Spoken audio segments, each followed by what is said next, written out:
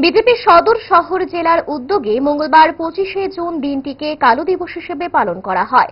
1975 সালের 25শে জুন এই দিনে তৎকালীন প্রধানমন্ত্রী ইন্দিরা গান্ধী দেশে জরুরি অবস্থা জারি করেছিলেন। শহরের বটতলা বাজার এলাকায় এই দিনটিকে জনগণের জ্ঞাতার্থে বিজেপি সদর শহর জেলার উদ্যোগে কালো দিবস হিসেবে পালন করা হয়। সদর শহর জেলার সভাপতি সহ অন্যান্য অনেক কার্যকর্তা এবং কর্মী সমর্থকরা উপস্থিত ছিলেন। সকলের হাতে হাতে থাকা প্লে কার্ডে লেখা ছিল, ওই আজকে 1975 সালের এই দিনে শুরু হওয়া জনগণের প্রতি অকথ্য অত্যাচারের জন্য কংগ্রেসকে মানুষের কাছে ক্ষমা চাওয়া উচিত। জরুরি অবস্থার ফলে 75 সালের 25শে জুন থেকে 77 সালের 21 মার্চ পর্যন্ত সারা দেশে এই অসহনীয় অরাজকতা সৃষ্টি হয়েছিল।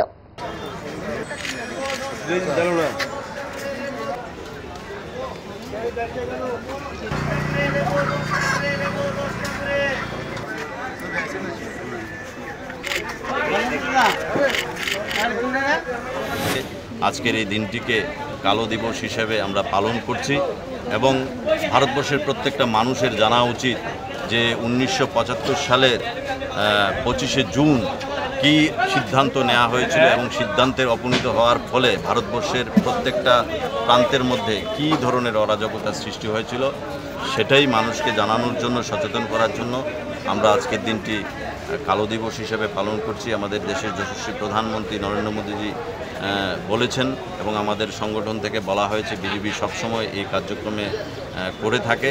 এই কালো দিনটিকে আমরা এবং তৎকালীন সময়ের ইন্দিরা গান্ধীকে আমরা ধিক্কার জানাই, ওনার মানসিকতাকে ধিক্কার জানাই। আজকে তার জন্যে ভারতবর্ষব্যাপী যেই কংগ্রেস, সেই কংগ্রেসকে ভারতবর্ষব্যাপী সাধারণ মানুষ প্রত্যাখ্যান করেছে।